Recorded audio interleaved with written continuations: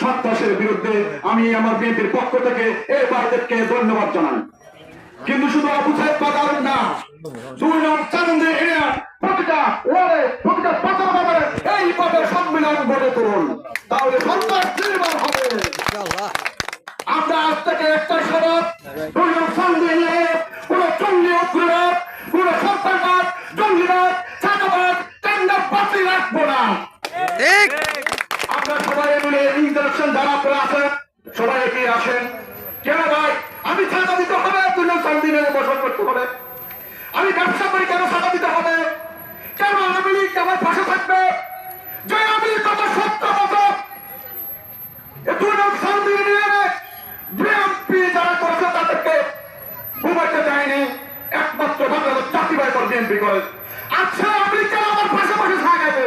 এটা আমি কখনো মানি নেওয়া পারবো না, মানি নেওয়া যাবে। আচ্ছা বাংলাদেশ 100 যারা গত 70 বছরে যে আওয়ামী লীগগুলো আমাদেরকে ভালোবাসা দিয়েছে, আমাদের ভাইদের ক্ষতি করে না, আমাদের মা বোনের ইজ্জত লুট করে না, তারা আমার প্রিয় ভাই।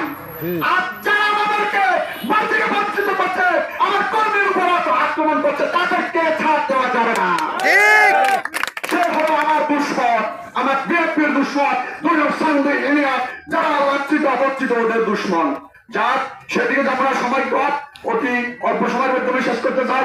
তাই আমরা আজকে যেভাবে ঐক্য হয়েছে সরকার বিরোধী আন্দোলন, সবাই আমরা যেন এই শপথ থাকতে পারে এবং আগামী আমাদের প্রমাণ করতে হবে 2 নং চান্দে ইউনিয়নে যে বিএনপি কারা করে আর আওয়ামী লীগ কারা করে, আজ থেকে একটা প্রমাণ আমরা চাই। তো এরপরে আমি সংক্ষিপ্ত আলোচনা এখানে শেষ করলে আমার একটা কথা হলো, আমাদের বিএনপি তারেক রহমান সাহেব যে 31 দফা দাবি দিয়েছে আপনারা জানেন, সবাই আমরা বিএনপি করে 31 দফা দাবির মধ্যে শুধু আপনি একটা দফা দাবি আমাদের সাধারণ জনগণের পাশে আমরা পৌঁছা দিই যথেষ্ট। 30 দফা লাগবে না, 1 দফা যদি আমরা বাস্তবতা দেখাতে পারি তাহলে বাংলাদেশের চারটি প্রাণের দোয়া সাধারণ মানুষের। এরপরে আমি সংক্ষিপ্ত আলোচনা শেষ করলাম। আসসালামু আলাইকুম ওয়া রাহমাতুল্লাহি ওয়া বারাকাতুহু।